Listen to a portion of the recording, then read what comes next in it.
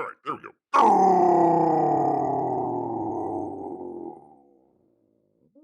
Greetings, humans. Greetings, and welcome back to another fun-filled episode. Bear here, 29-year veteran of the woods.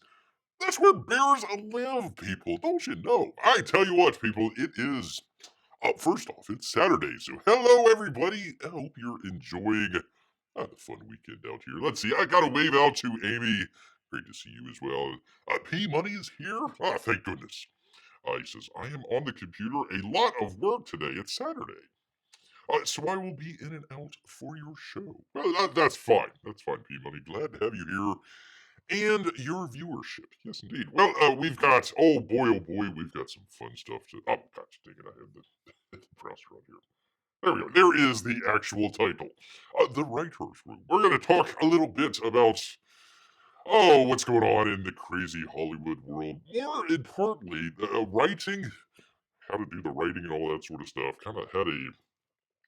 They had a article here. I don't have it right in front of me here, but, you always try to have supposedly people on your side. And then, people out there is like, everything's great, it's terrific, blah, blah, blah, blah. It's like, quit blowing smoke up beer's butt. I can't stand that sort of stuff. Who was that the other day that was talking about that? Where it was basically, um,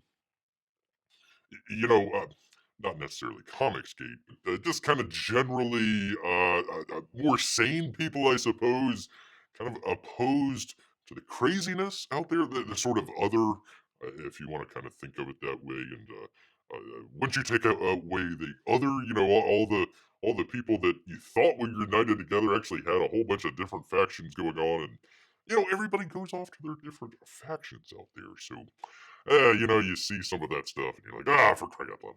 Oh, it was Rippa. Rippa, that's right.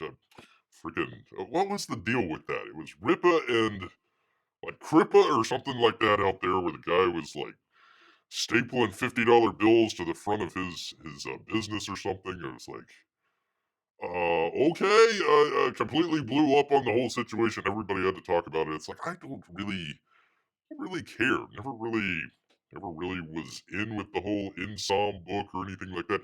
Nothing against it, please. If you want to go check it out, please go check it out. Fine book out there. It just never really understood the Insom book. I never, like, what was the elevator pitch to it? I never really understood really what the book was about. The artwork was, it was okay.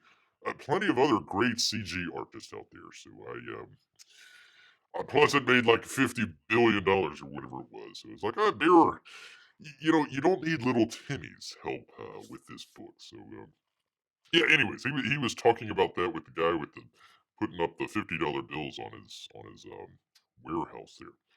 If any of you want to staple or tape $50 bills to Bear's Cave, come on down and do it, please. I would recommend doing that. Well, you might get mauled, but Bear would appreciate it. Actually, more salmon. If you bring Bear salmon, he might not actually maul you. Might be a little bit more interested in the food. Oh, P Money says, I need a Bear to tell me truth. I'm assuming the truth.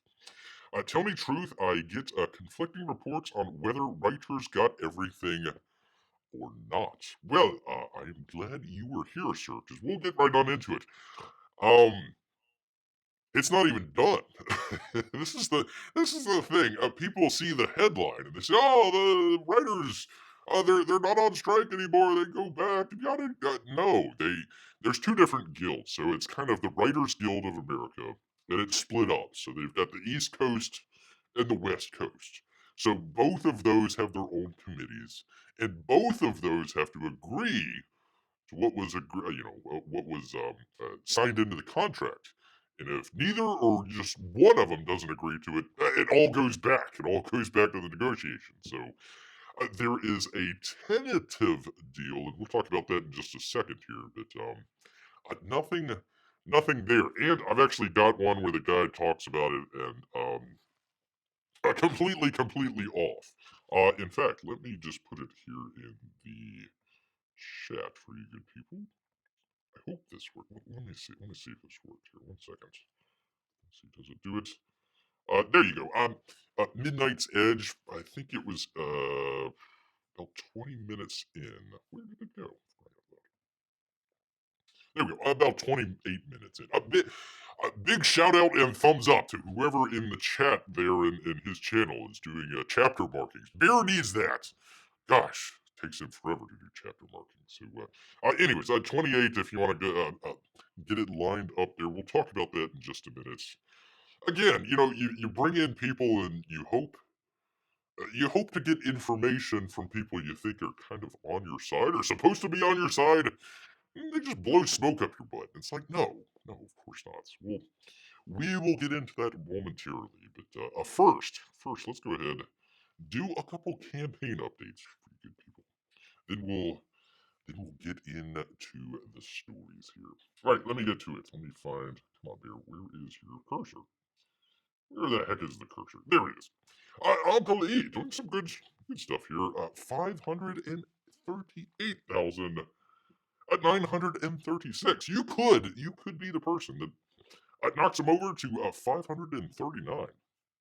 I think he's supposed to do something at either 540 or 550 there. Another stretch goal. So that's something to keep an eye on out there. Try to keep an eye on this campaign. Kind of one of the bigger campaigns. A lot better artwork and I would assume a whole lot better story than in some out there, but we'll see. I'm not trying to throw any shade. Just definitely better artwork for sure. Definitely better artwork. All right, where the heck are you, dear? Somewhere here. Somewhere here because we've got some stuff. That would be from Shane Davis, Mr. $5 himself out here. Even hitting up Batman. You are hard up for money if you're hitting up Batman for $5. Anyways, from the lovely Yanzi Lynn out here, savior of Bear's camera, a progress update. Hello, awesome. There we go. Finally, somebody recognizes Bear's awesomeness. Awesome 9 live comic backers. We've been hard at work on Rick's 2 pages. I've got that. Where do I have that? Hold on. Beautiful. And he had another one as well, a little card there. Here we go. We've been hard at work on Rick's 2 pages, and we're making good progress on the colors as well. Just take your word for it, I guess. This book is going to be one of the more amazing books that you'll be getting later in 2024. We look forward to getting it into your hands, and she says, here is a peek at a page that's being colored right now. So there you are. I believe this guy was in, if Bear remembers correctly, he was in the first book, kind of I don't know, like a fixer. I think he was the one that set up Rex and, oh gosh, I forget the bad guy in that book, but the other monster that they had to fight there. So there you go, looking like some interesting stuff. She says, in the meantime, we're starting to put together the stretch goal items so we can have them ready for fulfillment early people next year. We'll see. In the coming months, we will start showing these items off as well in our updates, so you can see them. When people misspell some stuff, Bear's mild dyslexia kind of goes crazy. Finally, we have our I'm sorry, people. The Extend level up campaign. That's the little card there. Choose.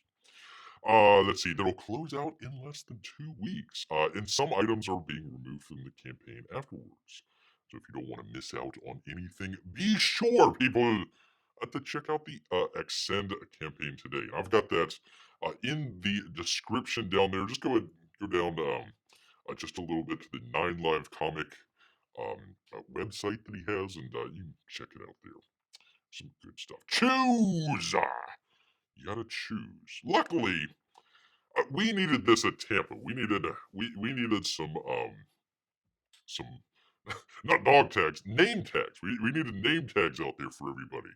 Like, oh yeah, you from the chat. Yes, okay. So if Bear had a name tag, it would be Bear. You'd probably know that just by seeing Bear, but there you are. Needed name tags. That would be great for the next comic convention. Maybe have one of the campaigns out there make up some name tags for people out there with your favorite CG characters or something like that on there. That'd be pretty cool. Pretty interesting. Do all bears have a dyslexia or just a certain ones? Probably, I don't know, probably just bear. Most bears can't read, so there you go, unless you're struck by lightning. I guess a little flaw in the lightning striking. You know, you can speak, but just kind of stutter sometimes, and also read, but have dyslexia out there. You know, they always try to say, dyslexias of the world, untie. Untie out there. I don't know. It's supposed to be a unite. It's supposed to be unite, people. That was a joke. It was a joke from Beer. All right, what are we? Nobody laughs at Beer's jokes. That's all right. We will move on. We shall move briskly along to that would be the enemies of self, the shadow of the Conqueror. Chronicles of Everfall. There's probably another one in there as well. It goes on and on and on. He says, from Shad Brooks. I gotta do my. Oi! Oi, this is amazing, mate. That took us longer than we wanted to reach this point, but the main reason was to ensure the best quality books for you. And we've been working consistently through this whole time.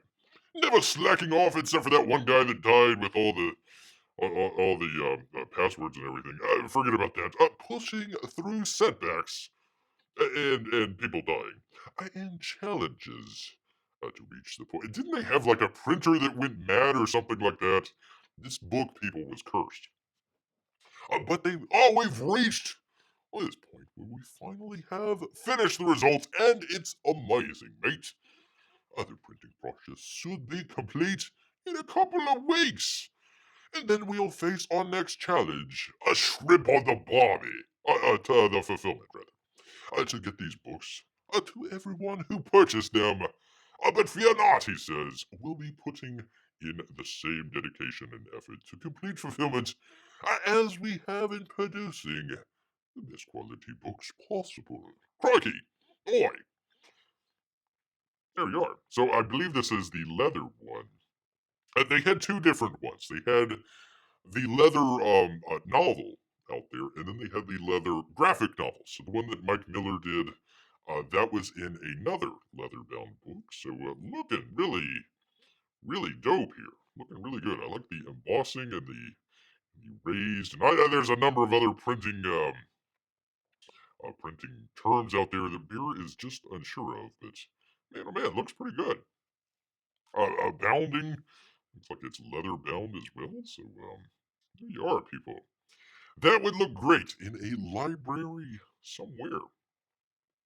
I think all these have sold out. I'm not sure about Mike's version. They were kind of not cheap at all. But there you are. There you are. Well, P Money laughed. Thank you, sir. Thank you. It's hard to tell dyslexic jokes out there. You also got like a little. Was it a? I think they were trying to sell it as a bookmark, but it was kind of like a little plastic sword that came with it. So there you go. There's that little um, collectible, I suppose. Letter opener, possibly, maybe, possibly. There you are. So, anyways, there you are. There's the book.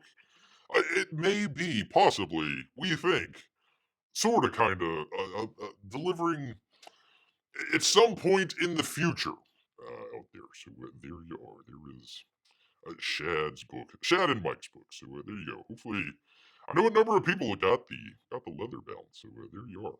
Congratulations, Shad. Congratulations. I don't know, people. Were you laughing at Bear's joke, or were you laughing at Bear's very terrible Australian accent, mate? Probably a little bit of both. Probably a little bit from column A, and then a little bit from column B. Yes, indeed. All right, moving briskly along, because we got a word from a narwhal here, people. Narwhal. Good stuff. He's got the Earthbound Grand Prix. This campaign on Indiegogo was only out, gosh, 2, maybe 3 weeks. He did another one on Fund My Comic. It did a lot better. Funnily enough, the Earthbound did a lot better on Fund My Comic. Anyways, they got that one done, and he's starting up a new one. He says, fulfilled! Yay! Hey, Narwhal. Excuse me, here. Hey, all, I got all the packages shipped out. So if you don't have yours in 2 weeks, hit me up. Little Timmy, you do not have to hit up Narwhal out there. Unfortunately, the mailman might be accosted. Sometime. In the meantime, the next book launches tomorrow, apparently. This one is a full trade-sized graphic novel, a collaboration with the awesome cartoonist Jared Jewell. Hotel Story, he says. It's a horror romp. And you can sign up for the free mini comic and a few bucks off the combo tier. You sign up early. So get ready on Sunday back day one if you can. He is demanding it, people. Demanding it. Well, maybe not. No worries, of course. Just saying. Come on, Narwhal. You gotta be more direct. He says, back on day one, or you missed out. This book is titled with a Grand Prix, tied rather, with Grand Prix as being my favorite yet. People, holy cow! It might also be the highest probability of actually being a movie one day. Good luck, sir. Very tight cinematic script, he says. I might try to make it a movie myself at some point. Very interesting. I'd like to see that. Beer was trying to give Norwal some cinematic tips down there in Tampa. He had a camera that, man, oh man, it was like held together with like string and duct tape. Like he was shooting through a sensor that only collected a certain portion of the image and stuff like that. Had a kind of neat little look to it, but there you go. Might want to upgrade the camera there. So there you are. Pear. Beer learned this. Beer learned it's not per, it's pear. Go figure. AKA Narwhal. AKA Narwhal out there. Let's see. We got one more here. From your boy Zach. He says coloring begins. Finally. Hi everyone. Hiya boy. Coloring has begun for the Jawbreakers contingency. I just said that. Here is one of 5 pages that he has colored. Let's check it out, people. There you go. I just received from the colorist. He says, thanks. And that's from Richard, people, a.k.a. Your boy Zach. So let's check it out here. They've got the meeting that they're taking place, I guess, at some place. And wow, that's pretty cool. They've got a stretch limo truck with a helipad on the back, just in case you need your Hawaiian 5-0 helicopter to go what was it, Riggs? Was it Riggs? Who was the butler in that? I forget. Of course, you had Tom Selleck, Magnum. You had the black guy. I forget his name that flew around the helicopter. And who was the guy that did the? He's like the billionaire that lived on the island. I don't know. It's been quite a while. Anyways, there you go. Hawaii 5-0 helicopter. Very cool. Very cool. I like the coloring in there. Looks like they are going to some sort of event or show. Behind a little person, apparently. It must be one of the 7 dwarves from that new movie. I'm sorry. 7 little people out there. Well, 6 normal-sized people and 1 slightly smaller person out there. For the Snow White and the 6 normal people and 1 slightly smaller person. That's a long title. Out there. So there you go. There you are. Pretty cool stuff. I like the limousine that they have there. I guess they took out the pool slash sauna in the back there and made it a helipad so you could fly away just in case. Crazy. You see all sorts of crazy stuff in Jawbreakers with the giant gorilla with the eyeball popping out and all sorts of stuff. Very, very interesting book from the mind of your boy Zach, people. Your boy Zach. Oh, I'm sorry, people. We've actually got one more here. So let's go ahead. Get right to it. I think we got that one. We did all that. All right, good. Because we got some from Angry Aaron out here. I love this. Oh, I love this one. Man, oh man. Never gets old. Never gets old for beer. That would be from Aaron Lopresti here. He's got a printing update, people. Hey, everyone. Hey, Aaron. Wraith of God #2 Blood Hunters is at the printers. And I got my first printer's hard copy proof yesterday. Some adjustments had to be made, but they're now completed. Other revised files have been sent back to the printer, and oh my god, all the boldness! Aaron, not helping Beer's mild dyslexia here. And we are moving forward on our print date. Still expecting the books by the last week of October. In other news, all of the stretch goals items have been printed and are now in fulfillment. Now being packed and sent to you when the books come in. I will be updating as we move into fulfillment. Thank you all for your continued support of Wraith of God and all of the Empire Comics titles. There you go. I had a tough time with that when people had to do the shouty McShouterson. There you go, looking pretty good. Looking pretty good. I think the Kit Carter is his next book, if Bear recalls correctly. So something to look forward to. I suppose if you get like a large enough fishbowl, I guess that keeps you safe in space. I suppose. Um, well, at least it keeps your hair like nicely coiffed. So there you are. All of the advancements in the years and years ahead. There you go. Bear making sure to read the bold words enthusiastically made the show. It did. I mean, it's look at this. It's like you literally are having to do that like every other. Does he go in there and bold it, or like is there like some sort of weird thing on his computer where it accidentally like starts a bold? I don't know. Beer doesn't know. Not gonna find out either. Not today, people. Not today at all. All right, is that it? Is that it? I believe that is it, people. I mean, it's not it, but that is it for our campaign updates. We're trying to do that early on, let people know what's going on in the crazy, crazy Comicsgate world out there of all these crazy people selling their books that we support. Yes, indeed. I'm great to have Melissa here. I should have said hello when I said hello to Amy. Say hello to Amy for beer out here. Yes, indeed. All right, let's go ahead. Let's straight right into it for good old Pete Bunny here, because he asked beer. Beer should deliver for him here. So let's go ahead, jump right on into it here. Now, once again, we talked about this. There is no. They haven't agreed to anything yet. They've agreed to things tentatively, but it still needs to go through both of the East Coast and West Coast Writers Guild out there. So getting a little ahead of their skis, possibly. But let's see what they have to say here. From Deadline, Justin Cole. Marvel Studio execs. I meetings soon to hear writers' pitches for coveted X-Men job. Woo! Bear could do a pitch. Oh boy! I'm not a union member, but Bear could put in his pitch. For the X-Men.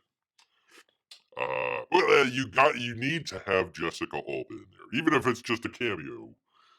Preferably in a bikini somewhere. Well, a swimsuit. Let's be tasteful, people. Let's be tasteful. Kind of a kids movie. A very nice swimsuit out there. Maybe with a very slight nipple slip, in the background or something like that. You gotta keep that PG-13. If you're a 13-year-old kid going to an X-Men, are you gonna like, oh wow, look at all the great graphics and all the great acting, or like, holy cow, there's Jessica Alba's nip slip? That would be the talk of the internet, people. You're welcome for Beer's pitch out here, people. Saved you like $10 million already. Anyway, did I say it? Justin Kroll. Yes, indeed. There we go. For the X-Men. X-Men. With a deal in place. Question mark?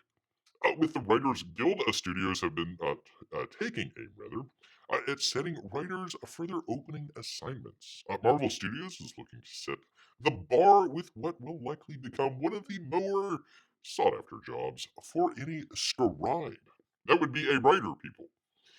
Sources say, tell Deadline that Marvel will start setting writer meetings later this fall. Like I said, it hasn't been finalized just yet, so that's probably why they're saying later this fall. It might edge into early winter, maybe late winter. We'll see. For pitches on its anticipated X-Men movie. Insiders add there's no rush to fill the job since the film hasn't been dated yet, and it is more than likely that writer decision will be made at the top of 2024. Marvel rather declined to comment. How dare they? While it will still be a bit before an X-Men movie takes it to the theaters, the news that Marvel has started development on the live-action pick is sure to excite fans. Is it? I guess. Uh, It's the only quiver that they have left. That and maybe Blade. Of the franchise, who have been begging for a new movie since Disney's acquisition of the 20th Century Fox and its library in 2019. Oh, money well spent, sir. The X-Men universe was by far the most popular and profitable. Really, Marvel IP that Fox controlled? Yeah, I guess so. I suppose so. Did they have Blade? I can't remember. I know they had a couple of them. Sony had Spider-Man, and I think maybe a couple other characters as well. Anyways, let's see. That Fox controlled with 7 films and a successful Wolverine spin-off franchise that produced 3 more. 7 films, 7. Okay. 2 really good movies. Falling off with the Kelsey. What was his name? Kelsey. The guy from Frasier. A Frasier Beast Mode movie there. And then they had, what was it? Did they have another one after that, or they rebooted it? Michael Fassbender and all those folks. Peter Dinklage was in there for some reason. I don't know why. They had a couple of those. They were decent. They were all right. Then they had the poor Dark Phoenix, which the lady isn't she the one that got divorced from one of the Jonas Brothers out there? I don't know. Keep seeing it in the newspaper. It's like I don't care. I never really watched Game of Thrones. I don't care about the lady. Okay, fine. She's got red hair. Yeah. Yeah. Anywho. Here we go. Pimai says, tell them you have. By the way, hello, Melissa. Hello, indeed. Tell them you have a pitch for new X-Men character that's a mutant bear that does YouTube shows.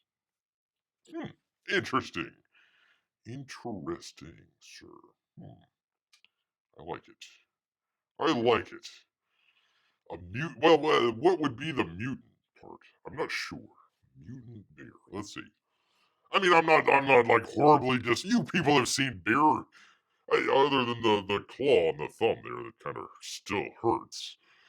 I'm not a mutant for crying out loud. Just because stealing picnic baskets and scared away postmen. Well, maybe a super villain, perhaps. Although kind of one of the villains where it's like, oh well, he had a tragic backstory, so of course, he did all these horrible things. Yeah, there we go. I like it more than that. Does the movie indicate Namor was a mutant like the comics do? I have no idea, none whatsoever. Barry, you talk. What more mutation do you need? Thank you, thank you so much. Following the Fox acquisition, Marvel Studios president Kevin Feige has been overseeing the development process, but there's been no rush to reboot the franchise with so many other projects further along in development. Oh, all those great. Did they ever get rid of what was his name? Jonathan Majors? Did they ever find another Kang? Projects further along. They keep delaying them. Every single project that they have has been pushed back an entire year. I'm sure if they could get rid of the Marvels movie, or what's the name of it? The one with Brie Larson, Miss Marvel, Marvel, something like that. I forget the name of it. If only they could push that one back. That said, Marvel has had it's fun with fans. I'll tell you. Teasing that an X-Men movie was on the horizon by dropping hints in its movies and TV shows, even though they have no rush to reboot it. They're dropping hints left and right. Ay, ay, ay, ay. Marvel is already toe dipping into the X-Men world with throwback to the classic 90s animated series. The animated X-Men, you're taking something from 20 years ago? For crying out loud. Will debut early 2024 on Disney Plus. Blah, blah, blah, anyway, so this will kind of explain it for people here. All right, so with the WGA and AMPT deal done. No, it is not done. I keep saying this. Open writing assignments are expected to be one form of business to see a bump in the coming weeks? Question mark. While writers already assigned to certain projects have picked up their pens, other areas like the spec market and especially productions will remain either slow or on hold until the SAG-AFTRA strike is resolved. No, not at all. Okay, so the spec market. So basically, what that means is we'll do it right here. Bear is going to write a treatment. I'm not going to write a treatment. I'm not going to write anything. We'll do a spec treatment on the X Men right now. Spec basically means you're not. You may be approached by somebody, but generally you're trying to either put yourself out there or say, "Hey, I'm going to do something, and we'll see where this goes." So, a spec script would basically be Beer just go ahead and he's going to write the X Men movie himself, and he's going to turn it into Kevin Feige and see what he thinks. So, you do not need to be a member of the WGA. You don't have to care about the Producers Guild. You don't have to care about the Actors Guild. You don't have to. You're an independent. You're an independent contractor, as it were. So, yeah, once again, they're blowing smoke up there. But yeah, productions definitely, because they're a little in limbo without kind of a unless they do it with like hand puppets or something like that. You're gonna need some writers out there, people. You're gonna need some writers. So there you go. All right, let's do a treatment here, people. Let's do a treatment. What the heck? Why not? It was kind of interesting. I was watching it was a review of the Flash movie that somebody was doing. Obviously, not fans of the Flash and recounting the many many ways that it was bad. Yada yada yada. One of the interesting things, I thought it was kind of interesting. I remember looking at it at the time, and I was like, "Oh, that's kind of an interesting shot." There was the one where they had the two flashes in the Bat jet with Batman there, and Supergirl was like flying outside the thing there, and stupid Ezra Miller was taking pictures and yada yada yada. And, wait a minute, why? Oh, Bear just remembered something. Why would the Flash be in a jet? Wouldn't he like be able to like speed run to wherever they needed to go? Why does he need a jet? That stupid movie. Anywho. So taking off on that, I was like, all the superhero movies. It's always like the superheroes are up front. The superheroes are up front, and all the sort of normal human characters. Your meat bags out there that are gonna be saved by the superhero. They're just all standing around. Ooh, look, or run, even like the sort of soldiers or like policemen or something like that. They're all like, Superman, help me, save me, and it just was like, okay, why not flip that just a little bit? So, like, I thought it was really cool where they had super girl flying along with Batman there in his jet. I was like, well, wait a minute. What if you had something where it was like, think of it like Top Gun Maverick or something like that, where you had a instead of a wingman, you had like a superhero outside. So like Superman's outside there, and you gotta go bomb the reactor. Superman can't do it for some other reason or whatever, but the evil Russians or whatever are trying to shoot down the plane of your normal human character or something. Well, we'll do X-Men here. I don't know who would be flying. Nobody would be flying. We'll have a Cyclops in the back of the jet there or something like that. He'll take off the canopy, and whenever the missile comes, hits the missile with his laser eyes. Boom! There goes the missile, and jet kind of continues on. That would be a whole lot better way of incorporating, mutant superheroes, whatever you want to talk about, and bring the human characters more up front, where kind of like I don't know. What was the Killing Bin Laden movie? O Dark 30. Think of like the O Dark 30. They're trying to go and find the Osama bin Laden character or something like that, but you have you know a Wolverine along with the crew there. So first in the door, Wolverine gets shot, and oh no, Wolverine! Oh no, and he comes back alive and slices some guy. Aha! Here's a beheading slice. He slices through the guy's head or something like that. And onwards to so he wouldn't be um the shield that everybody is. Oh well, let's cower behind this guy while he does the superhero does all the work, all the action. So maybe incorporate it a little bit more, where the superheroes mutants they have to be a little bit more attentive. To the humans instead of just like, okay, here's a giant explosion, and it's like, wait a minute, or a building collapses or something like that. It's like, wait a minute, how many people died in that building collapse? Oh my god! The alien ship blows up a city or something like that. You're like, wait a minute, that's just like a couple million people that got blown up there. Like, no worries, or the blip where, snap the fingers and like half the population dies. Like, but we really care about the superheroes. Where were they? Oh, like, no, what about all the people? So I think that would be a better way of going about it, where like you have sort of the Suicide Squad wouldn't be a good kind of analogy, but something along those lines where you have kind of a military police, something along those lines. But they have like their ace in the sleeve there with some sort of mutant superhero that kind of helps them out.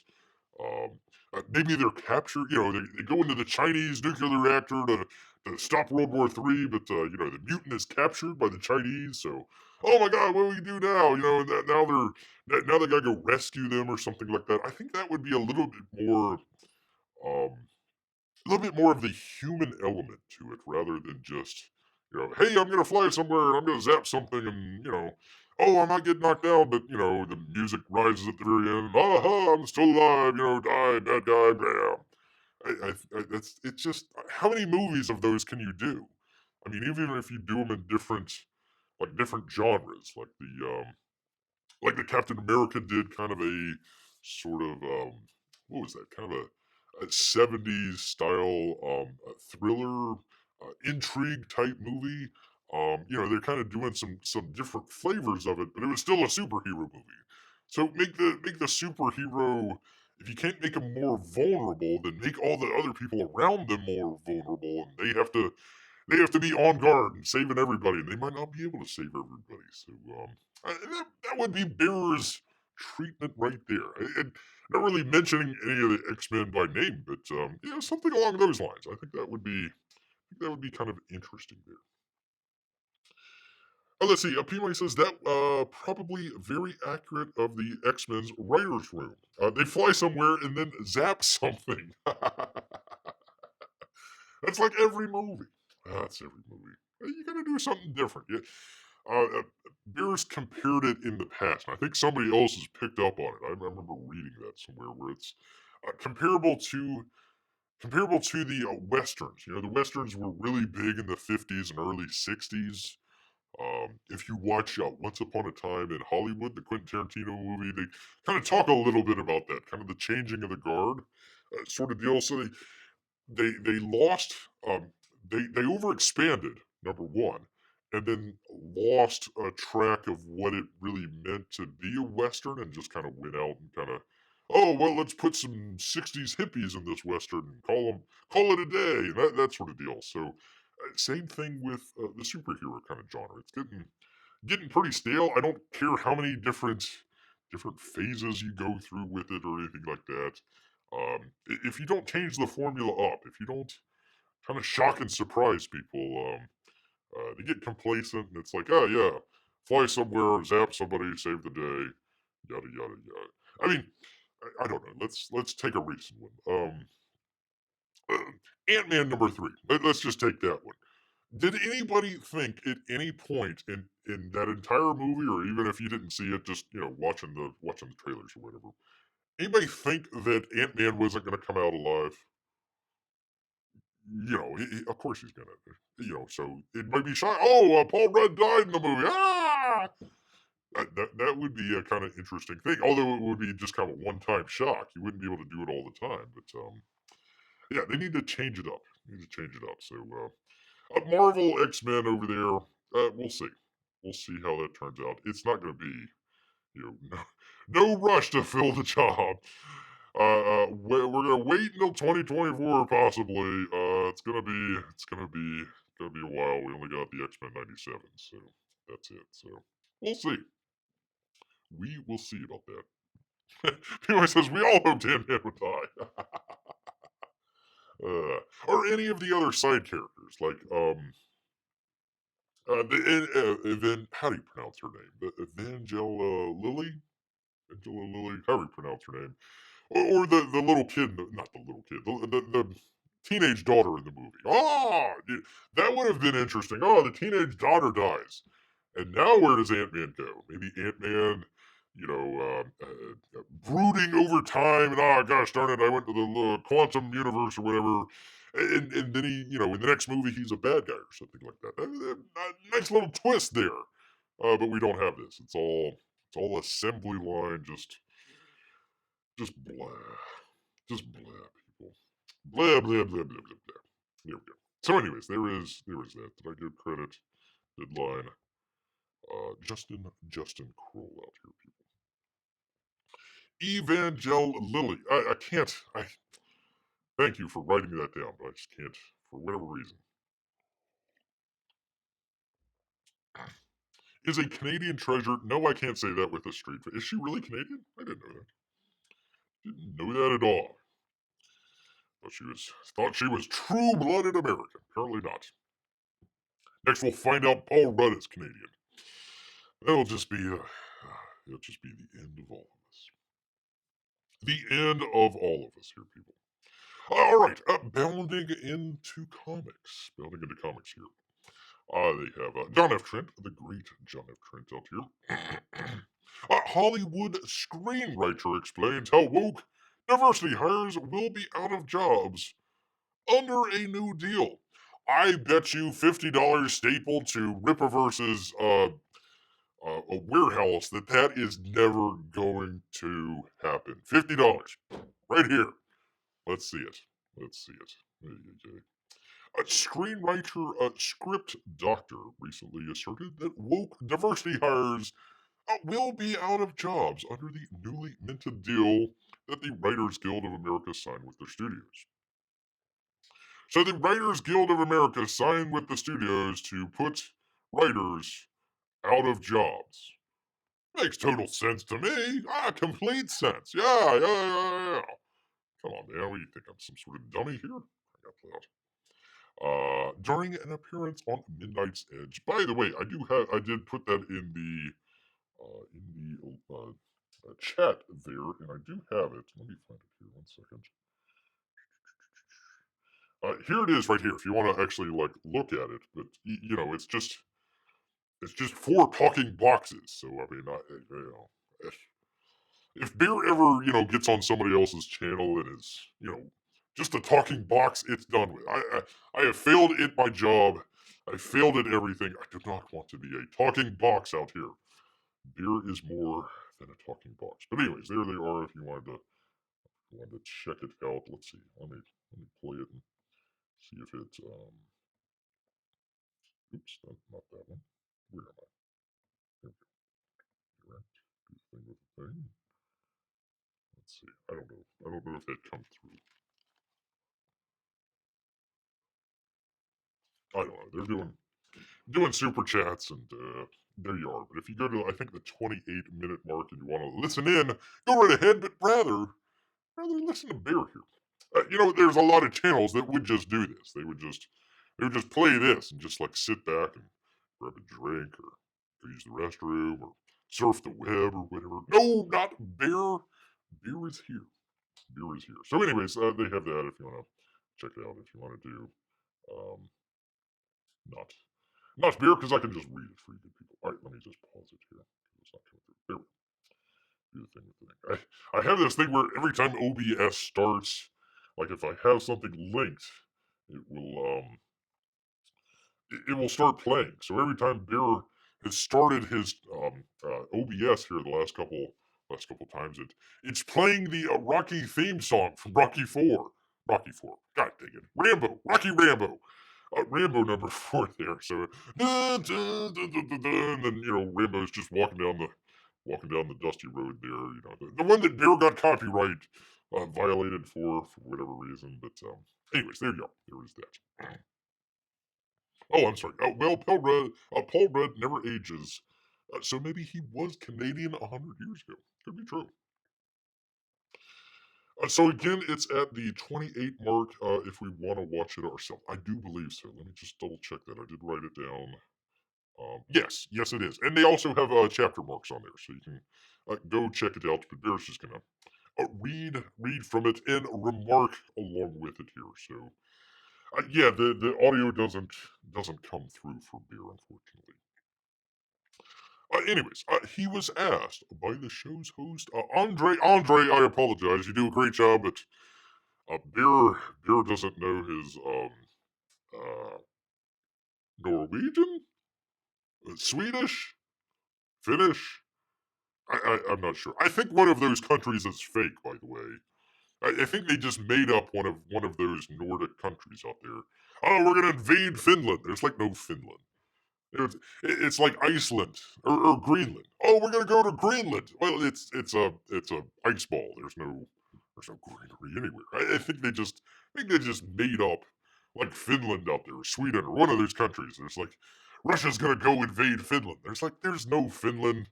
They're just out there in the woods, just like shooting at trees or something like that. Like, oh no, they invaded Finland. There's no Finland out there. Anyways, well, I'm just gonna say Andre from now on. Let's see. Will there be less jobs? He asked for writers.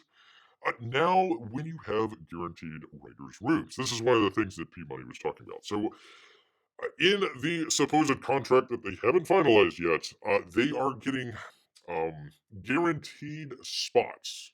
I forget the number. I'd have to go back and take a look at it. It depends on whether it's an established show or if they're starting the show, yada, yada, yada. But they have like a certain minimum number of writers that you are required to have as part of the union. The script doctor replied, he says, oh, well, this is one thing that I didn't like in regards to the guaranteed writer's room because you have compelled hiring. Yeah, when you compel anything, it's going to go completely sideways. Just doesn't happen. Bunch of Marxists out there. But it looks like certain members in the union on the negotiating committee have turned that inside out a little bit for the benefits of writers that know how to finish scripts and maybe not push too much ideology there. Really. So the negotiating committee is trying to get rid of the ideology in the writer's room. That's what they want you to believe. Okay. All right. Let's move on. Don't get me wrong, I already have, sir. I already have. You are wrong. There's definitely some veteran writers out there that are drinking the Kool-Aid. Some?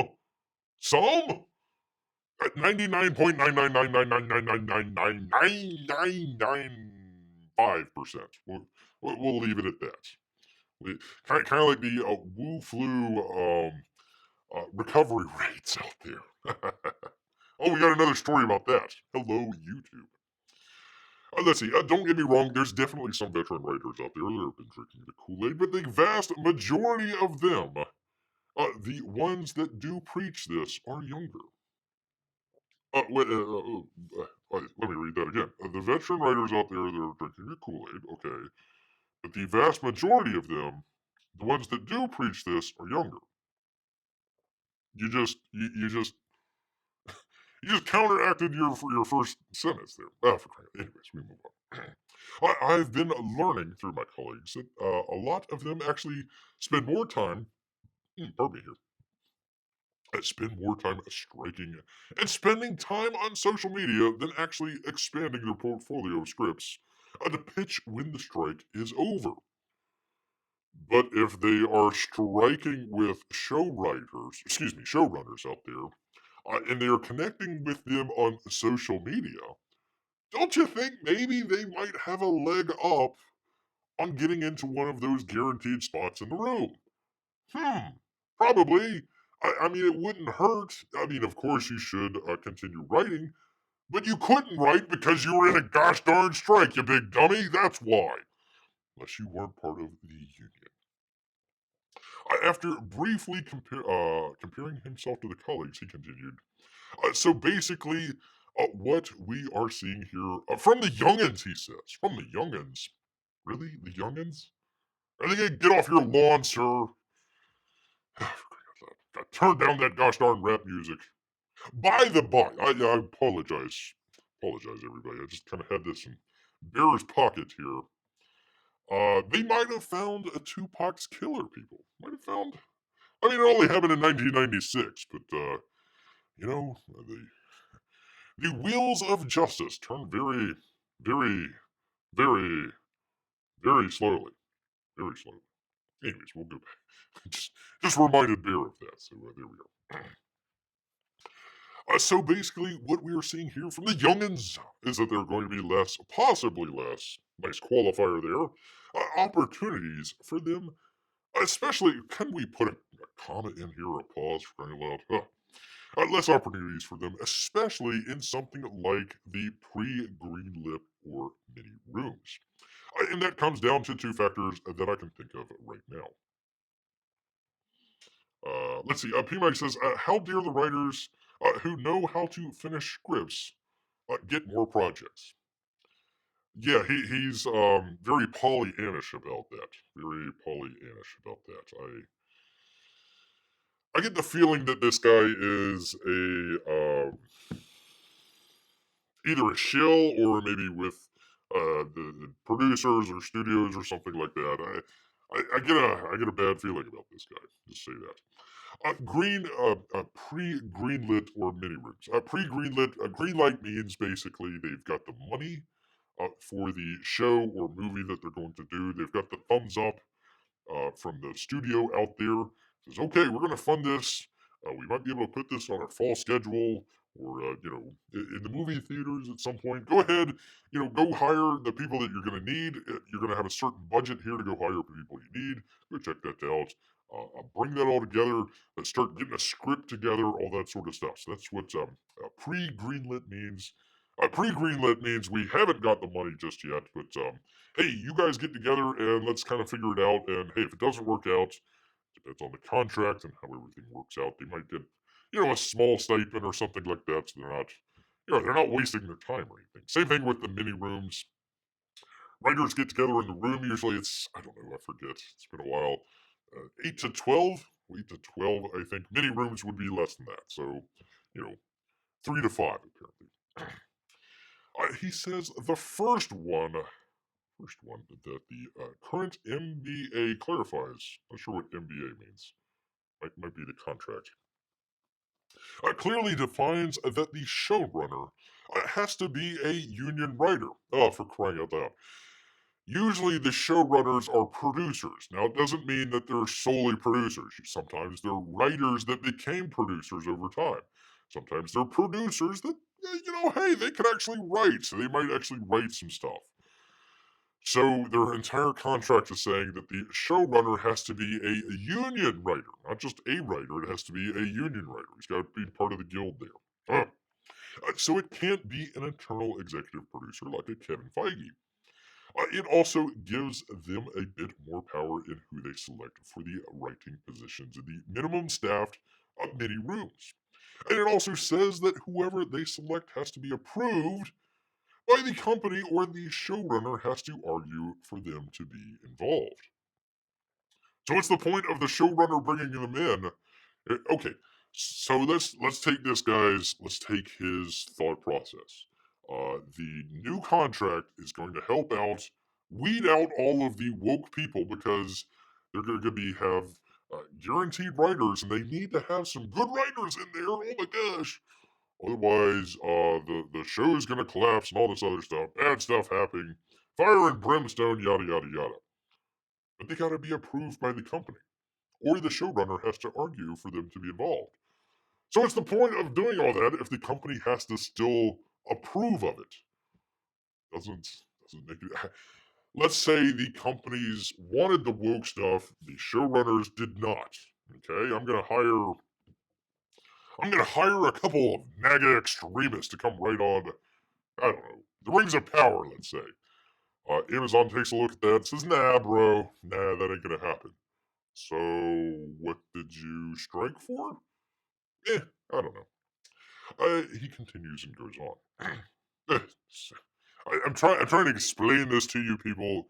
So when you see some of this stuff, like, sometimes people don't know about writers' room or greenlit stuff or how things work in Hollywood. You got somebody that comes in, I'm a script writer, I know how it works, blah blah blah blah, and then he blows a bunch of smoke up your butt. You need to have a beer here to tell it straight. Now, with regard to those rooms, you have a showrunner. I like that there. That would only a real showrunner, mind you, not one of those fake ones. A good showrunner is going to hire writers that they are going to get value out of in the room. One would hope. That means that if you're a diversity hire, and that's all you've got going on, you are of no value to the showrunner. Period. God, this guy just goes on and on. You're right, of course. Which means you are not going to get your quote guaranteed hire over there, and I think that's a good thing. Let me grab a drink. Pardon me, people. Still need to figure out a mute button on here.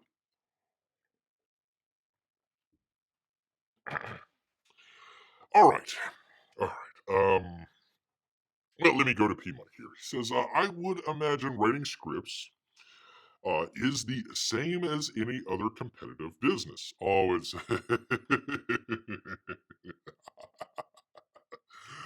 Oh, Peabody, I hate to break it to you here. Whoever has the best resume and portfolio gets their assignments.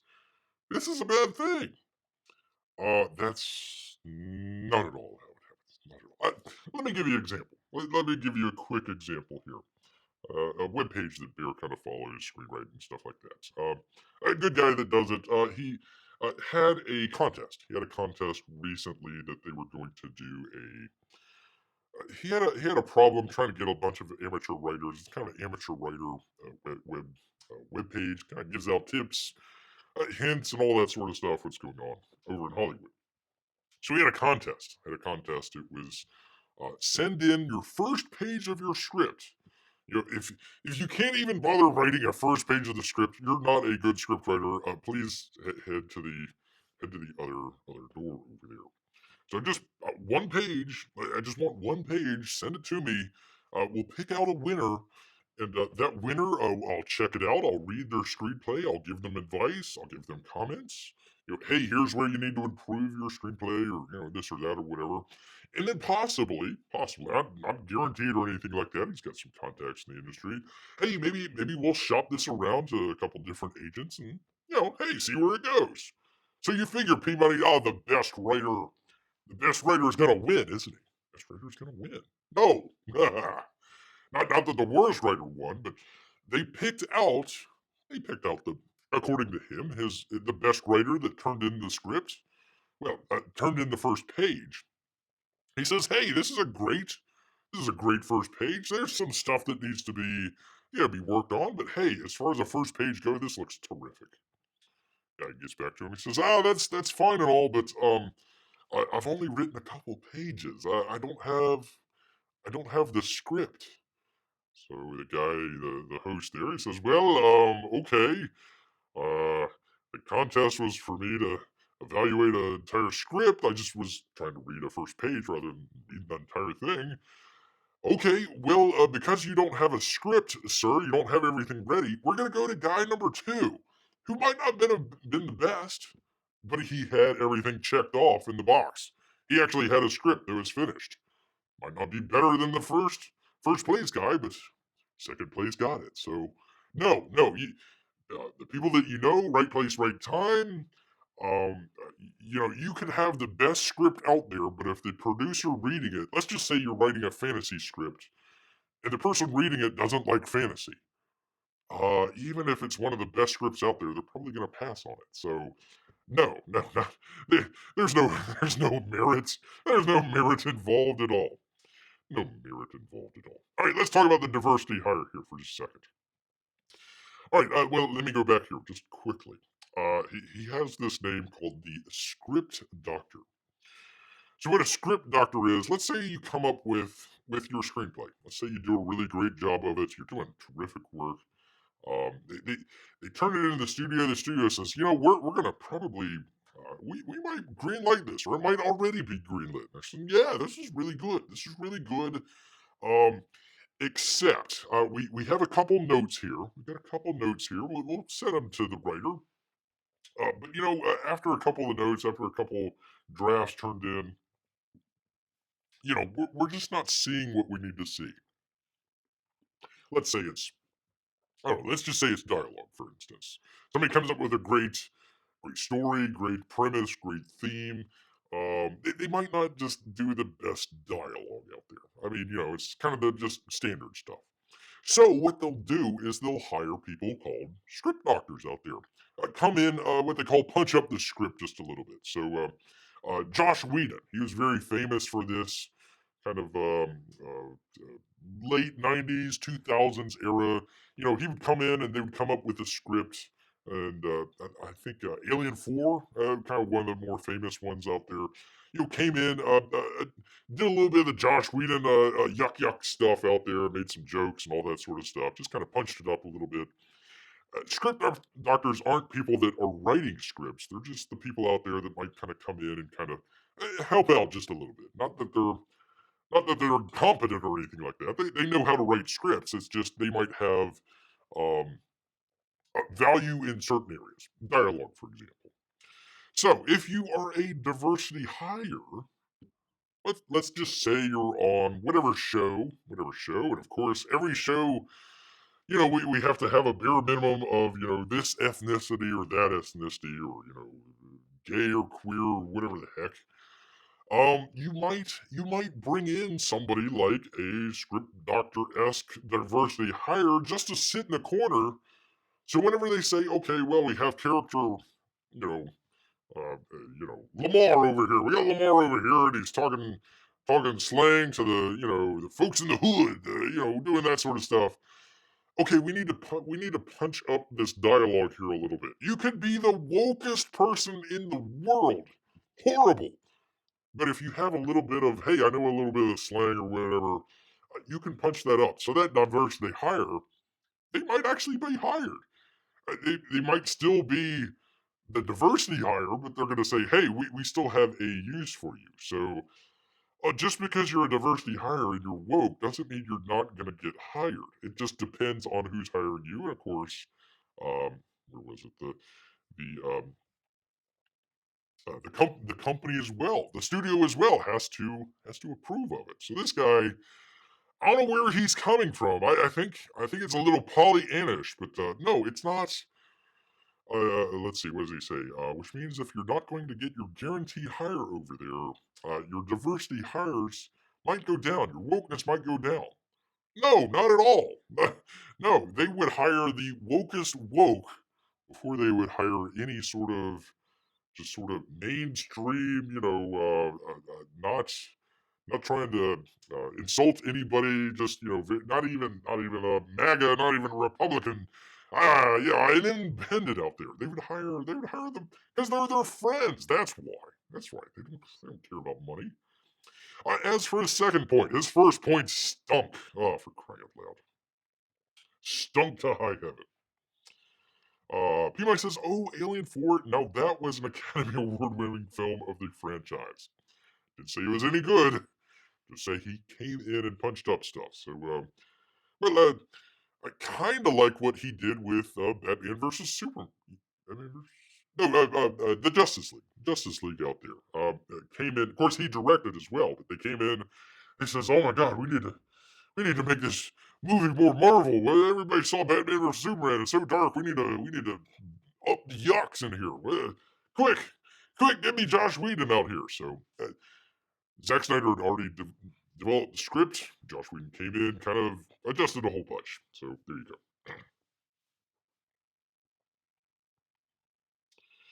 Let's see. P-Money says, "I heard that if you give a studio that most fantastic original script, they might hire you to write Transformers 11 and stick your original script in the closet." Well, you still got paid. Let's look at the important things. You were able to get paid for the stuff that you got writing, even though it was Transformers 11. Even though you might be one of 30 writers on Transformers 11 there you go. No, I would say, let me quickly transition, and I'll transition back. I wasn't going to read the whole thing. It's very long, but a great writer, a great script writer, a novelist, a theater, probably more big in theater than Hollywood out there. David Mamet, excellent stuff. If you ever want to learn the trade about script writing or just writing in general, David Mamet here. Long article. I'm not going to go through it. Basically, his point was, doesn't matter what you have negotiated for with the studios, you are vaudeville in the radio era, or you're a radio star in the TV era, or you are a TV star in the streaming area. You are negotiating stuff that is in the past that has nothing to do with what's in the future. So his point was kind of essentially like what they're doing in Comicsgate. If you're going to write something, make it your own IP. So you own and you control all of that sort of stuff. So that's probably where it's going to be going from now on. You would control your IP. You would get paid up front, quite a bit of money for that IP if you want to license it to a studio or something like that. So that's the way that it is headed. Let me just a place called Unheard here. I'll put this in the L chat. It's also in the description as well if you want to check it out. It's kind of long article, but very good. Kind of got off the track on the very end there, but a good start. Let's see, as second point, he detailed the other aspect with regard to the contract pertaining to mini rooms. Again, rooms that are there that you haven't been greenlit, you haven't got your order in, you haven't gotten the movie, the go ahead, the green light. So that's what he's talking about here. That is the mini rooms, rather. That the compelled hiring has now increased the compelled hiring and the extended time frame for which they have to work on the show, which is the minimum of 10 weeks. So, like 2.5 months. Okay, so you hire your woke friend out there, and they are guaranteed 10 weeks of pay. And that's a good thing, according to the script doctor. Oh, smoke right up the tuchus. Right up the tuchus there. No, sir, that is not. That's not a good point. But let's hear his explanation. He says that essentially turns the mini room into something more expensive than the traditional model of developing a pilot. You complete moron! So, are the writers going to be paying that expense? No. Is the studio going to be paying that expense? No. Guess who's going to be paying that expense? You are. So that Disney Plus or whatever, Paramount Plus or whatever the hell, I forget what is Disney Plus these days. I forget. So let that $15. Hell, let's just say $20. $20 for Disney Plus. Guess what? It's going up a lot. Figure 40, $50. Throw in sports and some of the other stuff, 80, $100 per month. Might as well get cable. What the hell? Something more. Yeah, something more expensive. Yeah, to who, dummy? The people paying for it. Movie ticket prices are going to go up. Streaming prices are going to go up. They're going to raise if they can get it for advertisement. All that's going to go up because they got to pay these idiots. Oh wow, we're guaranteed higher. That's a great thing. No, it's not. Not at all. Anyways, moving on. Producing the pilot to be screened before an audience test to see whether or not it's actually going to be good. And then giving it the green light to go into an actual series order. The mini room basically tried to force a hit show within a 6 episode or 8 episode or 10 episode structure. Get it all written before any of it is filmed and then push it out there. That was the quote unquote old model. And now he's saying, well, they're gonna go test these pilots to see if they're any good. If they're not any good, why they're just gonna go back to the writers' room and make it better. Really?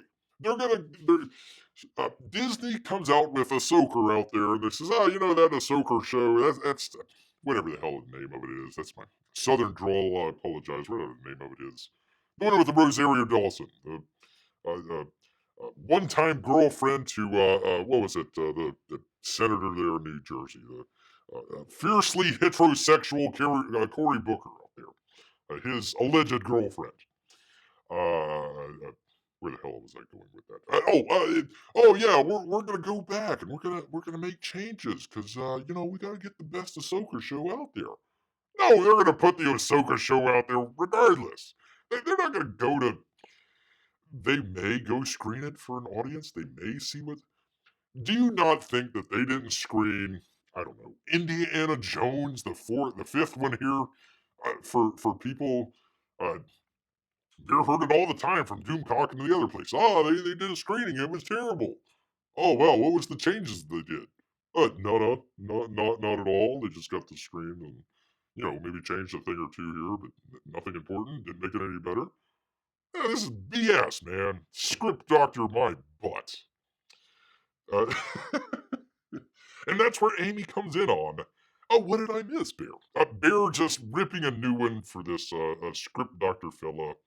Um, if you wanted to check it out, there was an episode. Let me go back to it here.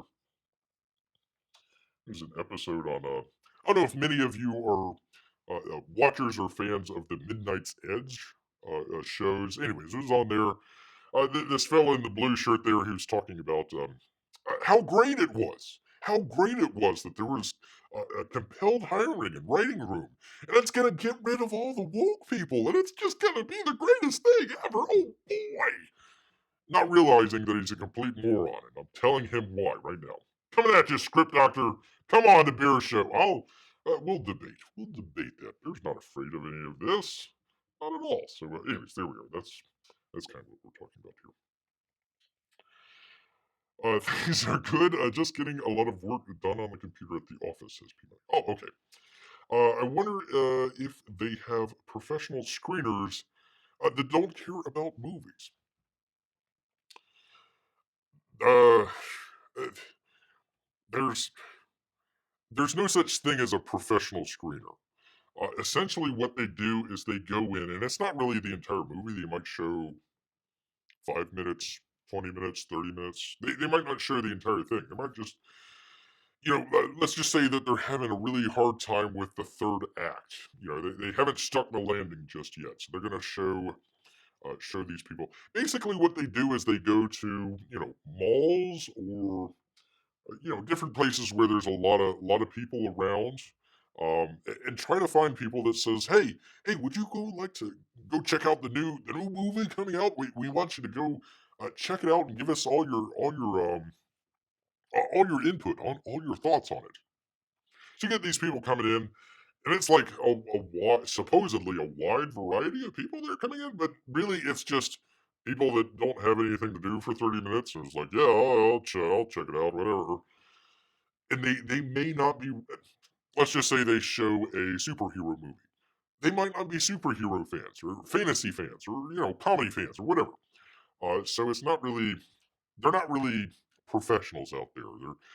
They might get paid $20 or something like that. Oh, hey, thanks for your time. Here, sign this NDA. You can't say anything about it. Don't take out your cell phone and film it or whatever. Blah blah blah blah blah. Yeah, no, there's no professional screeners out there. There's just people like you and P Money out there. Not like Bear. Bear is not a person.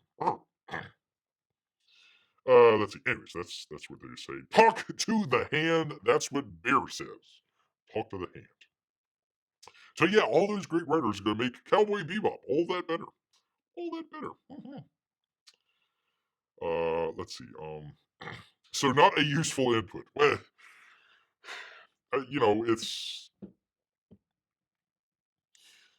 it's like if you took some of your artwork out there and just, a man on the street, well, woman on the street, hey, what do you think of this artwork? Some people passing by might say, oh, it's great. Some people might pass by and say, oh, it's terrible. Usually, if you're there and you're getting paid money for whatever, hey, here's $50 for 20 minutes of your time or whatever, you're going to say, oh, yeah, this is the greatest movie I've ever seen. Doesn't matter. You could be blowing smoke up in their butts and they don't. Like, oh yeah, that's great, terrific. So, it's gosh, I'm trying to remember some good examples where they had that, where they took it to a test screening, and the original ending, the ending that we all see was great. But like the test audience sees it, and it's like, oh no, I hate this ending. It's terrible.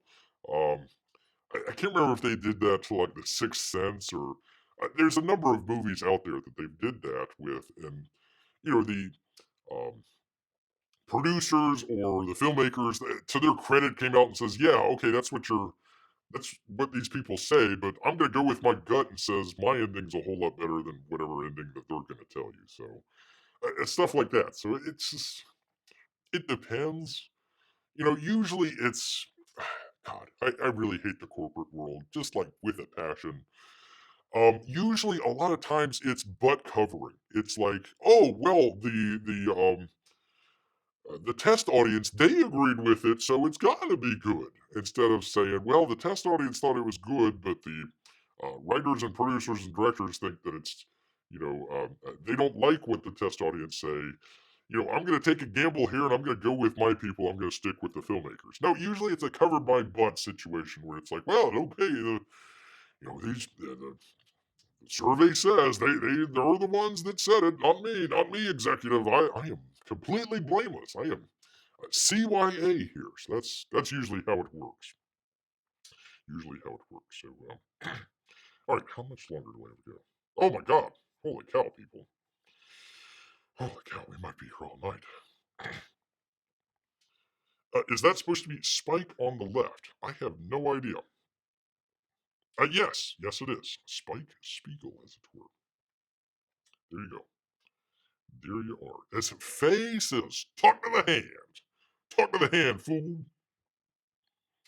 I pass the buck until no one knows who's making decisions. There you go. There you are. Oh, I'm sorry, people. Okay. He says, I work at a rehab center, so it's 24 hours, and I had to stay late today. Well, I'm sure everybody appreciates you there, people. We're just trying to keep you company here. Trying to keep you company.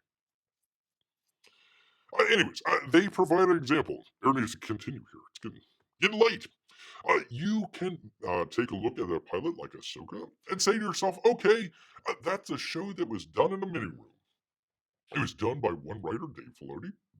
And if you put that through the pilot test, there's no way that would have been picked up for the remainder of episodes. And that's a good thing. You don't want that. Except for that's exactly what they wanted. Dave Filoni was told by Kathleen Kennedy, okay, this is what you gotta go make. And Dave Filoni says, yes, ma'am, I'm gonna go make it. Thank you, ma'am. Thank you for the check. And he went off and made it. Do you think that if they would have come back and they did test screenings, he says, Miss Kennedy, everybody here hates what they see on the screen, and they would rather you burn the negatives and never to be seen again, rather than you continue with the show. Do you think she would say, oh, well, in all my days of fetching coffee, I learned one thing, and that was learning from the best out there. So I'm just gonna not do the show that I told everybody I was gonna. No, of course not. And they think the Writers Guild is gonna save them. It's gonna save us all from the wokeness. No, no, it's going to guarantee woke writers are going to get work. Period.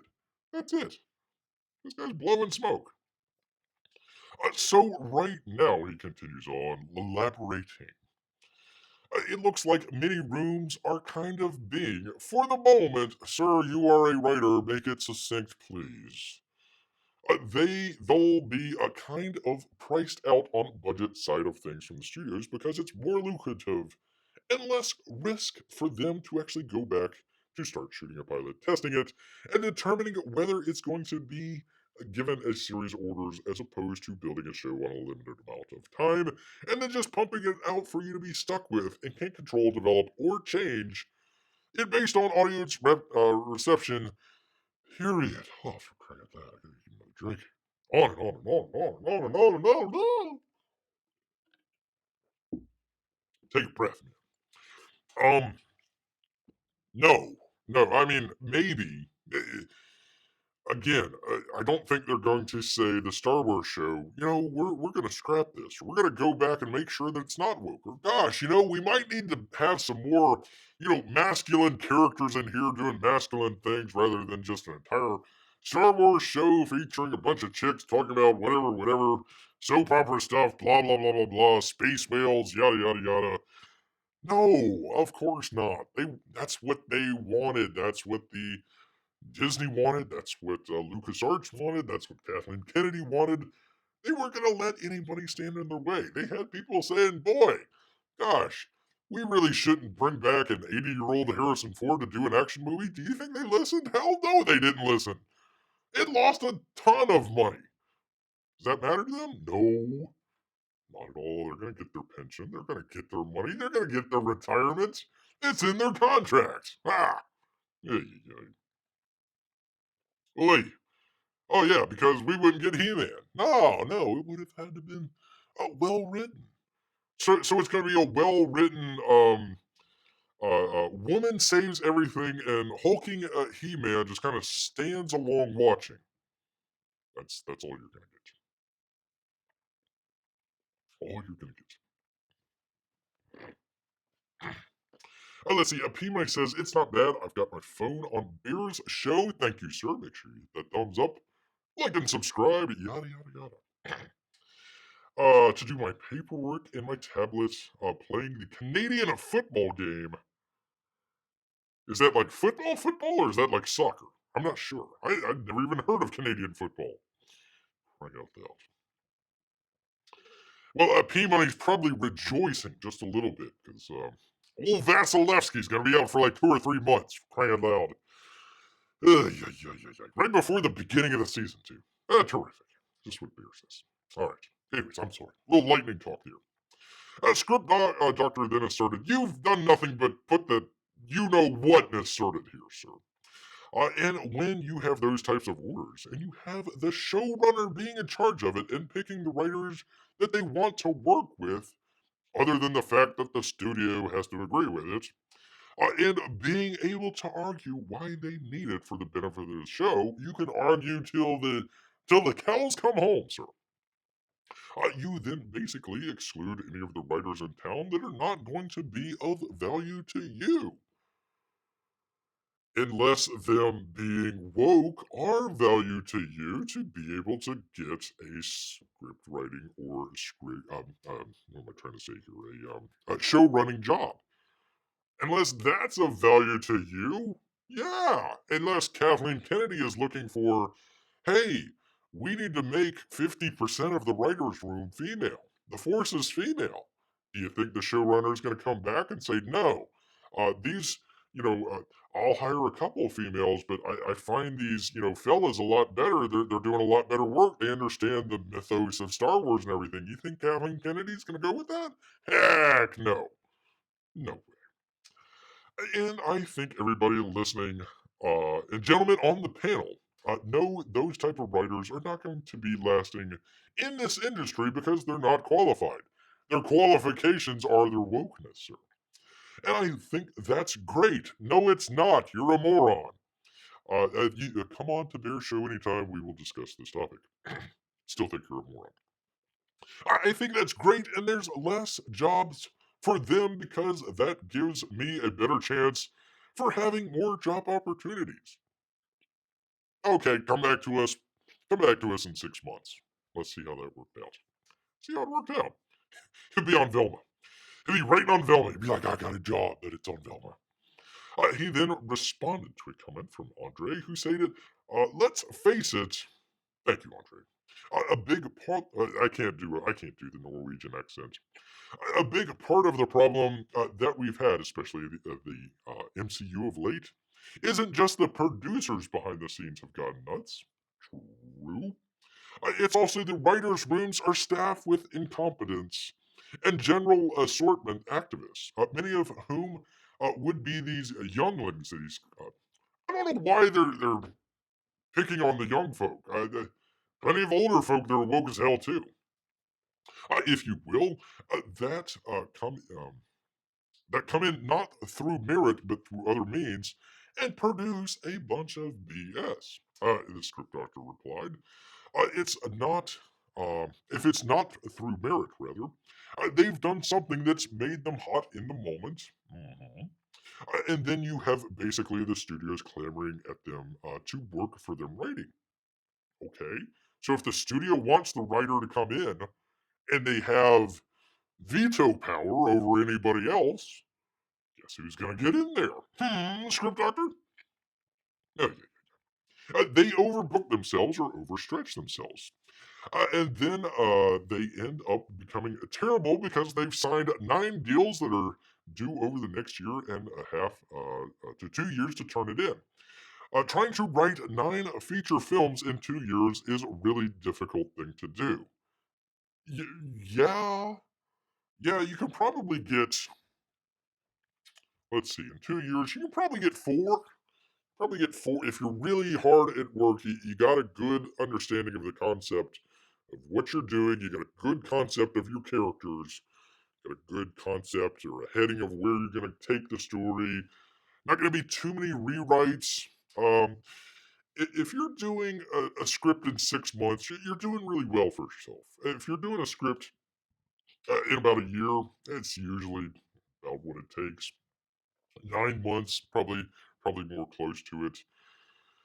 So if you're trying to write 9 feature films in 2 years, or let's just say 5 in 1 year, you've already overextended yourself. And even if you're the best, the only people that do this are people like Max Landis or God, who was the other guy? There's a couple other of these guys that just basically bang out the first the first iteration of their script and then they're done with. Roundhead Johnson for one there.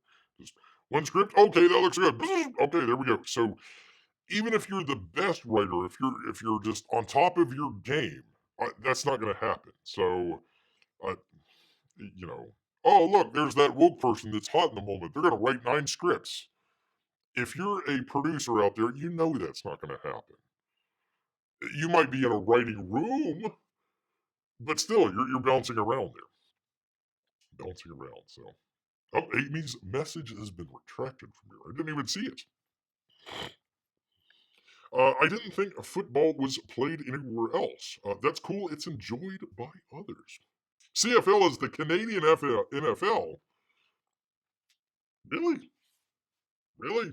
Huh. Okay. never heard of it. Amy says, on some level, I thought Canadian football would be hockey. It's true. It's true, especially in the December months. They got to put on skates just to be able to, throw the ball and get down the field there. The field has been frozen over. Frozen completely. Pima is also keeping an eye on Major League Baseball. Toronto is so close to winning a wild card spot in the playoffs. No, not go Toronto. Boo Toronto. Boo. Beat the Lightning. How dare you? We had that series wrapped up. Bunch of terrible calls. Terrible calls by the refs. Then we lost like half of our team. And then Vasilevsky goes down. For crying out loud. Anyways. Yeah, backup goalies that barely ever played. Anyways. Good old salary cap. Anyways. Blah, blah, blah, blah. On top of that, you're putting them out there. You're getting notes back. You're going back and forth. You're dividing your time a lot. This is the big red flag I've pointed out, especially with Dave Callahan. He's written Wonder Woman 1984, Zombieland 2, Mortal Kombat, and Gary Shipman's favorite movie of all time. That would be Shang-Chi. Those four movies came out within a year of each other, and they're all terrible except for Shang-Chi. Apparently, it's great, according to Gary Shipman. But he was a hot ticket item for the studios. Yeah. And the studios are the ones paying. And the studios are the ones that get the veto power out of it, you.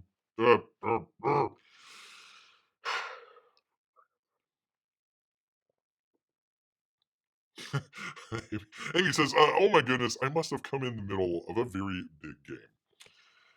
Yes, it has. Apologize about that. We're going off track here. That's all right. Switching to television, he commented, now if we are going to have a little bit less, especially on the television side of things, where they're not going to be producing as many shows, really, that has a benefit because it's going to be more quality over quantity. I bet you it's going to be crap over crap. And on top of that, maybe there's a chance that you guys out there in the audience will actually start seeing some other shows that are not being pushed solely by Disney and some of the other networks. Well, hell, Bear just did a watch along or a review of The Foundation. That's not on Disney. Bear just did a review or watch along of the Rambo series this past year. Yeah, there's a chance that there might be something out there that's the audience might be able to see other than Disney Plus. I'm sorry if that's your channel and all you're doing is talk about Disney. Oh, the Ahsoka show. It's terrible. Yes, we know it's terrible. If you're going to have a show, come out and say, wow, this is better than I thought. That would be something that's worthwhile. Instead, you're just chasing clicks and super chats and all that sort of stuff. That would be a good thing because, let's see, where was I? That would be a good thing because there's probably a lot out there that you haven't seen yet that might actually be of your fancy. Yeah, once again, it's still kind of silly, but go check out The Foundation. Good stuff. So it backfired against the woke. That's great. It hasn't backfired at all. What are you talking about? None of this has happened yet.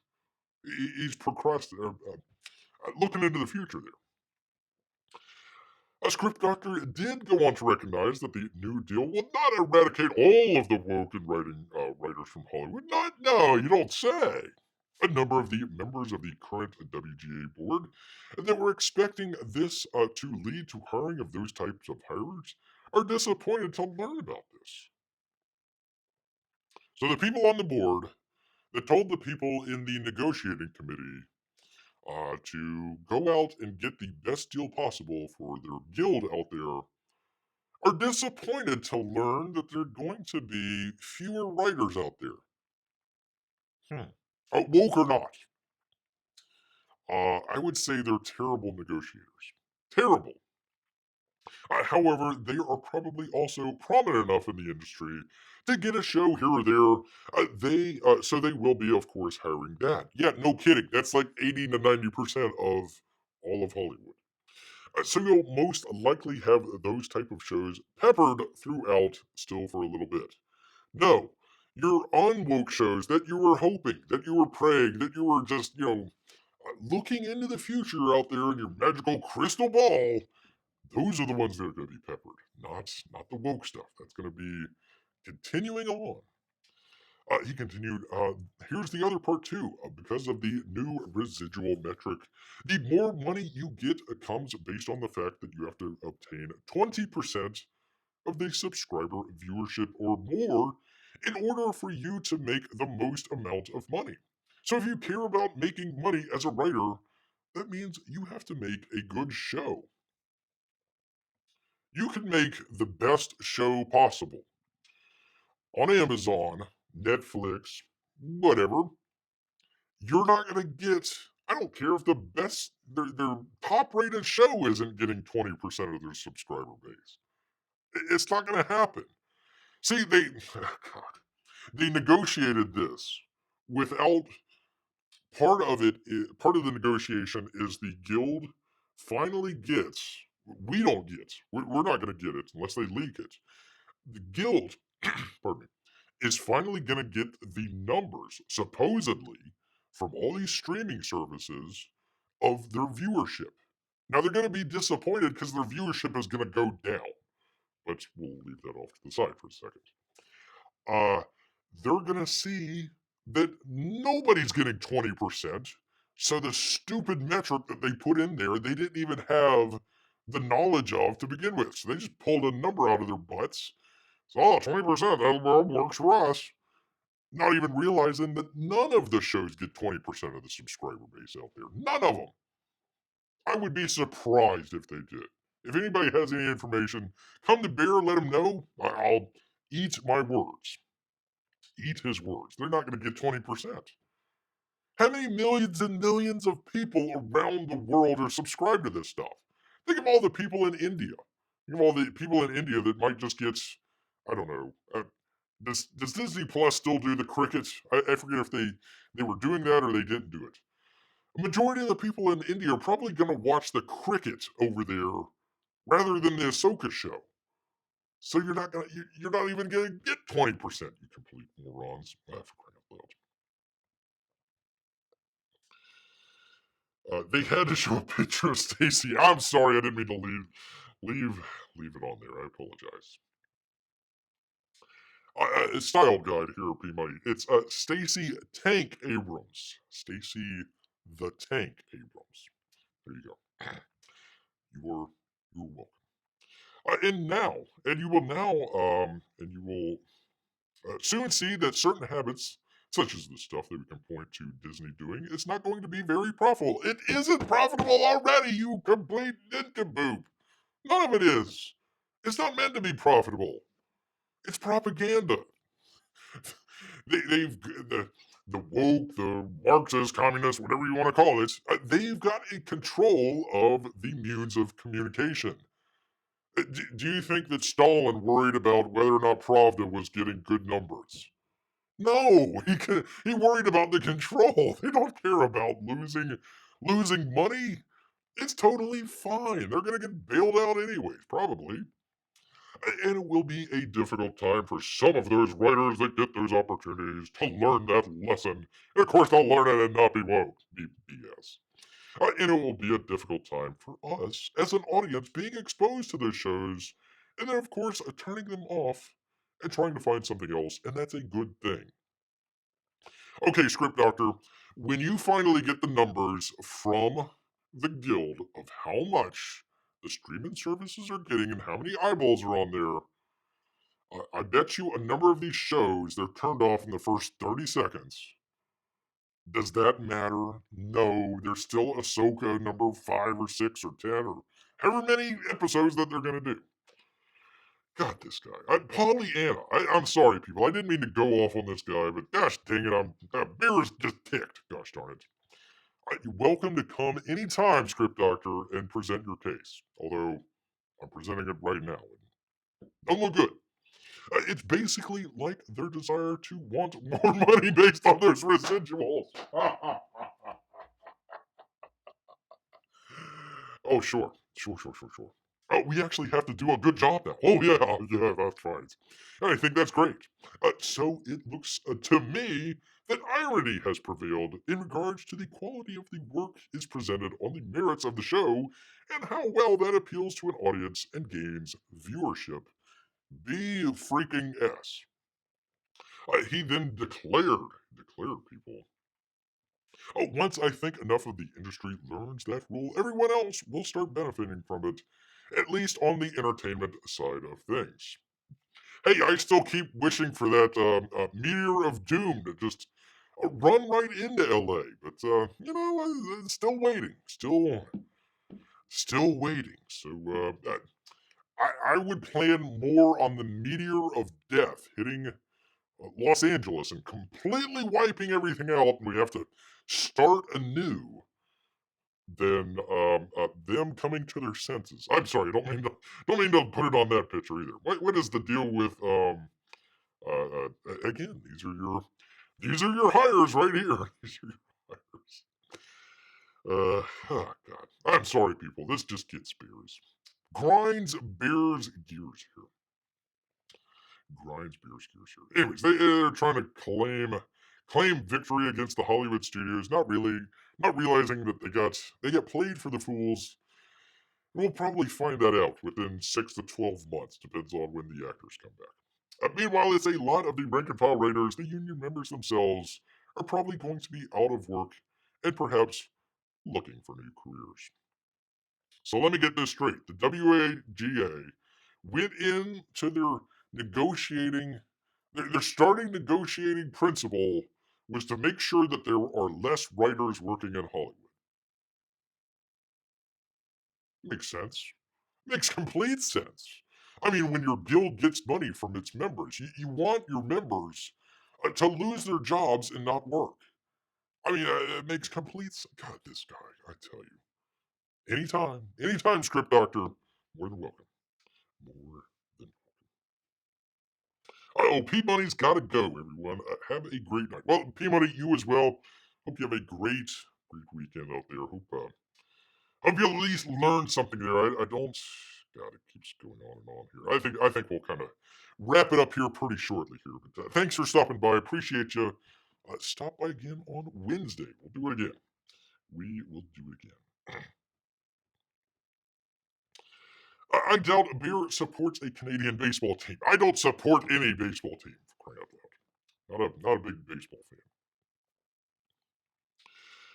Maybe we should ask Beer, do you like baseball? No. It's a very quick answer.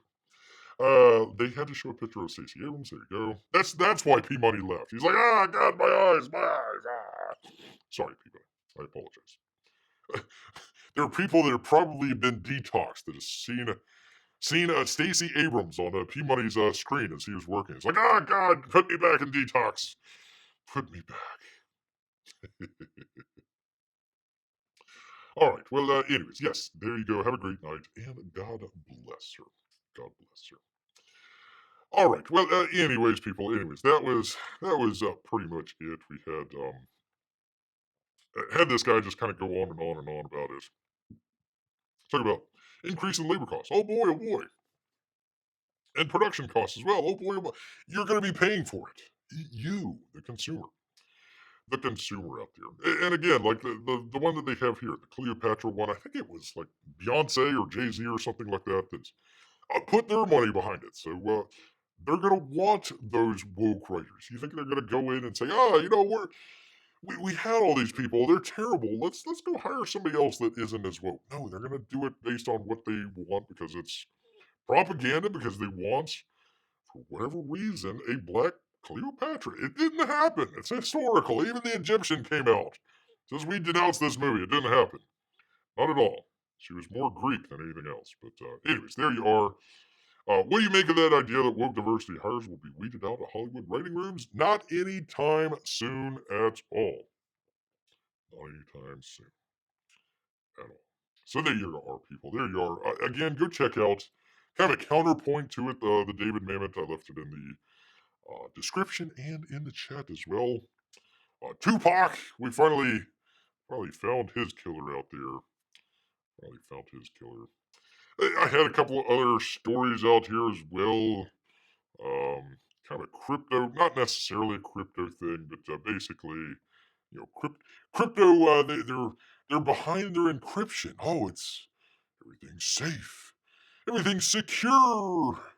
No, not at all. They're talking about the quantum computers that are coming out, and basically, what was it? They're coming out with a 2025, so in a couple of years. They're basically going to have a computer that can crack your RSA encryption, probably your Bitcoin as well, in a couple of hours. Couple hours. No biggie. No big deal at all. No big deal at all. And finally, of course, going back to our Woo Flu story, callback from a couple years ago.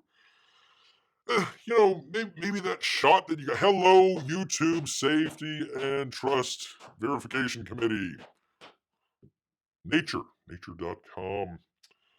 The Wu flu vaccine that you got, the booster shots and all those that went along with it, might be giving people the mutated virus. Might be the one that causes the mutated virus out there. Whoops-a-doodle! Whoops! Sorry about that.